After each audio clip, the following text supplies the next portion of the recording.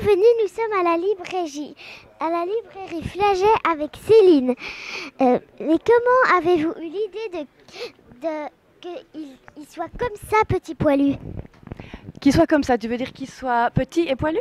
On sait bien tout ce qui est petit et mignon. Il y avait un petit côté schtroumpf qu'on aimait bien. Et puis alors les poils, c'était en fait très très important de les avoir parce que tu sais que nos histoires, il n'y a pas de parole, il n'y a pas de texte, on ne sait pas exprimer par les mots. Donc il fallait exprimer les sentiments de Petit Poilu d'une autre façon. Et ce qu'on a trouvé, c'est les poils.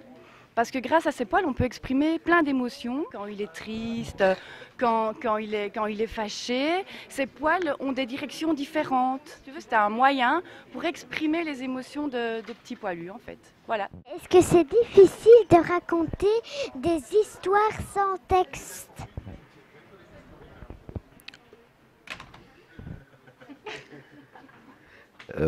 Ça dépend quelle histoire. Au plus il y a de personnages, au plus c'est difficile. Qu'est-ce que ça fait d'avoir des parents qui ont inventé Petit Poilu?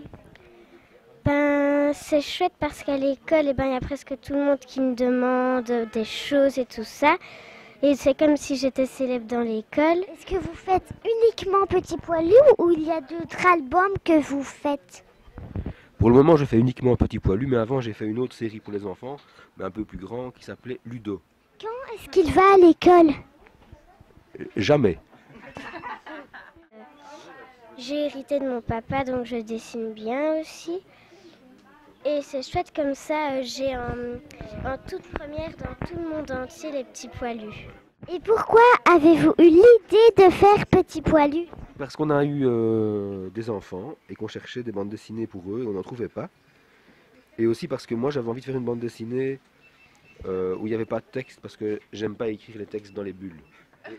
Et alors un jour elle m'a demandé ce que j'aimais pas dessiner, et j'ai fait une liste de ceux que j'aimais pas dessiner. Et puis après elle a imaginé des aventures de Petit Poilu, juste avec ce que j'aime bien dessiner. Est-ce que tu aimes bien Petit Poilu? Oui. C'est une très bonne question. C'est un mélange de personnages que j'aime bien. Donc je voulais qu'il ait l'air sympathique, alors j'ai choisi une forme arrondie. Mais un rond, c'est sympathique, mais un ovale écrasé, c'est encore plus sympathique.